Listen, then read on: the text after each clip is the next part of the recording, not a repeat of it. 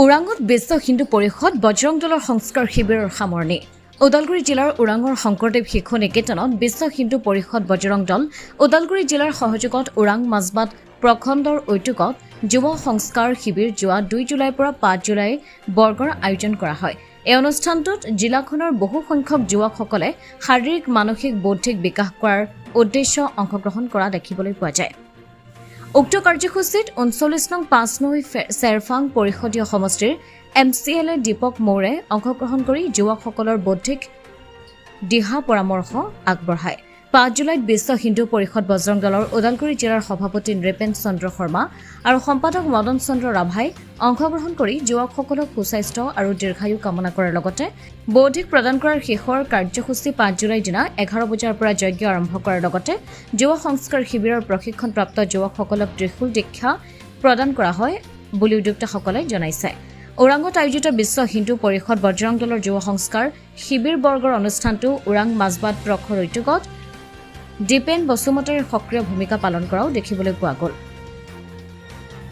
5 July তাৰিখলৈকে এইটো ওৰাং শংকৰদেৱ শিশু নিকেতন বিদ্যালয়ৰ প্ৰাংগণত বিশ্ব হিন্দু পৰিষদ বজৰং দলৰ নেতৃত্বত বিশ্ব হিন্দু পৰিষদৰ নেতৃত্বত জিলা সমিতিৰ দ্বাৰা ওদালগুৰি জিলা সমিতিৰ দ্বাৰা ইয়াতে পৰিচালিত হৈ আছে আৰু তেওঁলোকৰ নেতৃত্বত এইটো সুকলমে সুচাৰুৰূপে ধুনীয়াকৈ অতি সোনকালে এইটো সম্পন্ন হ'বলৈ গৈ আছে। এইটো বিশেষকৈ বজৰং দলৰ যিটো যুৱশক্তিক কেন্দ্ৰ কৰি সেইটো আমি বজৰং দলৰ প্ৰশিক্ষণ শাৰীৰিক মানসিক বৌদ্ধিক ইত্যাদি মানে লক্ষ্য আগত ৰাখি ধুনীয়াকৈ ইয়াতে প্ৰশিক্ষণ সম্পন্ন হৈছে। ইয়াত অতি কম নহ'লেও 50 জনতকৈ বেছি ছাত্ৰ ইয়াতে অংশগ্ৰহণ কৰিছে প্ৰশিক্ষণ শিবিৰত। আমাৰ ইয়াতো ওদালগুৰি জিলাৰ পৰা আহিছে, বিভিন্ন প্ৰখণ্ডৰ পৰা ইয়াত আহিছে, খণ্ড প্ৰখণ্ডৰ লগ লাগি আমি কোনে ওদালগুৰি জিলা ফালৰ পৰা ইয়াত উপস্থিত হৈছে।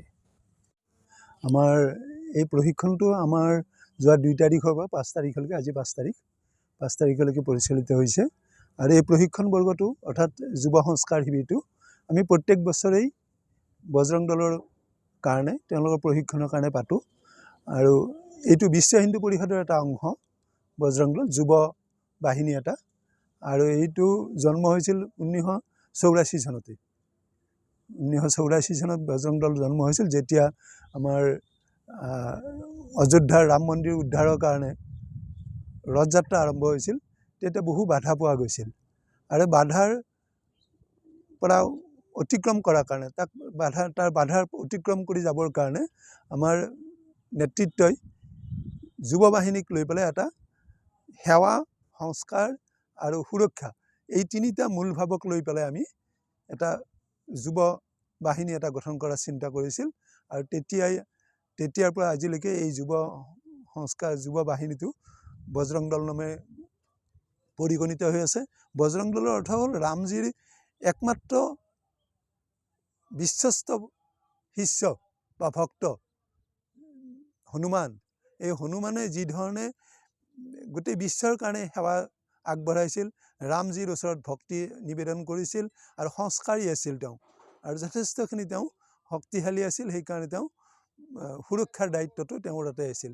তেওঁ গোটেই ৰামৰ যুদ্ধৰ যেনেধৰণে তেওঁ পৰিচালিত কৰিছিল, যি ধৰণে তেওঁ একমাত্ৰ সাৰথি আছিল, লক্ষ্মণক পৰা শক্তিশালৰ পৰা বচোৱাৰ পৰা আৰম্ভ কৰি আন বিভিন্ন দুঃসাহসিক কামবিলাক নামৰ অনুচৰ হিচাপে তেওঁ গোটেইখিনি কাম কৰিছিল আৰু তেওঁৰ যিটো শক্তি, সেই শক্তিটো তেওঁক জাম্বুবন্তই সোঁৱৰাই দিছিল। আচলতে তেওঁ সাধাৰণ বানৰ আছিল, কিন্তু তেওঁৰ অতীতৰ যিটো কাহিনী, এই কাহিনীটো কোৱাৰ পিছত তেওঁৰ অন্তৰত অট'মেটিক তেওঁৰ এটা শক্তি জাগৃত হৈছিল। সেই শক্তিৰ জৰিয়তে তেওঁ আনকি লংকা পাইছিলগৈ সাগৰ পাৰ হৈ পেলাই। এই শক্তিটো তেওঁ পাইছিল। ঠিক তেনেকৈ আমাৰ ল'ৰা ছোৱালীবিলাকৰ মাজত যি আন্তৰিক শক্তি নিহিত হৈ আছে, যিটো আত্মিক শক্তি নিহিত হৈ আছে, যিটো সৌৰ্য বীৰ্য নিহিত হৈ আছে, তাক জাগ্ৰত কৰাৰ কাৰণে ভাৰতবৰ্ষত হিন্দুৰ যিটো সংস্কাৰ, সেই সংস্কাৰটো বিশ্বত প্ৰসাৰিত কৰাৰ কাৰণে আমি এই যুৱবিলাকক, এছাম যুৱকক আমি আগবঢ়াই লৈ যাব লাগিব। এই উদ্দেশ্য লৈয়ে আমি এই যুৱ বাহিনীটো গঠন কৰা হৈছিল আৰু আমাৰ ইয়াতেই প্ৰত্যেক বছৰেই এনেকুৱা ধৰণৰ যুৱ বাহিনীৰ মাজবাটৰ পৰা যতীন নাথৰ ৰিপৰ্ট, অমৃত নিউজ 24/7। অমৃত প্ৰবাহ অসমীয়া সাপ্তাহিক কাকতৰ ডিজিটেল সংস্কৰণ অমৃত নিউজ, সত্যৰ সন্ধানত অমৃত নিউজ।